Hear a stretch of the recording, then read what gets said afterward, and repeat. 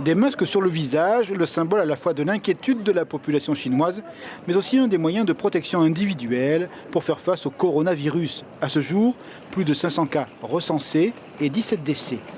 Dans les rues de Papeete, la population est informée de cette épidémie qui est installée en Asie.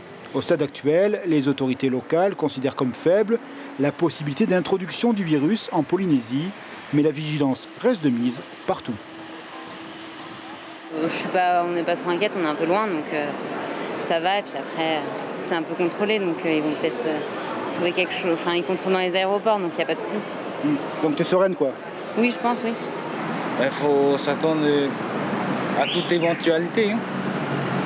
On ne sait jamais. Hein. Tu suis ça avec beaucoup d'attention, alors? Oui, beaucoup. Tu es inquiet, alors? Oui. Inquiète aussi pour les jeunes aussi. Et surtout pour nous, les gens âgés. Qui travaillent, oui. Et tu as peur quoi, que les touristes l'amènent depuis l'Asie? Oui, et ça va arriver.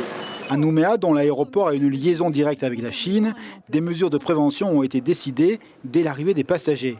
Une caméra thermique assure des contrôles. Le but, prévenir. L'OMS, l'Organisation mondiale de la santé, devrait émettre un certain nombre de directives dès demain à destination des autorités sanitaires du monde.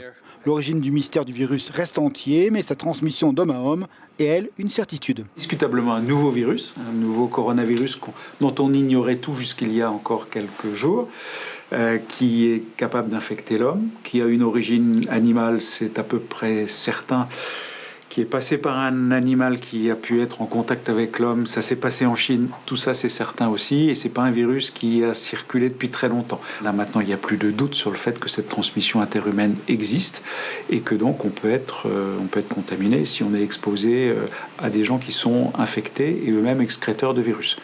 À ce jour, 4 pays hors de Chine ont recensé des cas de maladie. Aucun en France. La ville de Wuhan, foyer de l'épidémie, reste confinée dans un huis clos. Ni bus, ni avion, ni ferry ne la desservent désormais. Et le bureau de veille sanitaire informe que si vous avez séjourné en Chine et que vous présentez des symptômes respiratoires accompagnés de fièvre et de toux, contactez rapidement le SAMU au 15. N'allez surtout pas directement chez votre médecin, dans un dispensaire ou aux urgences pour éviter toute potentielle transmission du virus à d'autres personnes.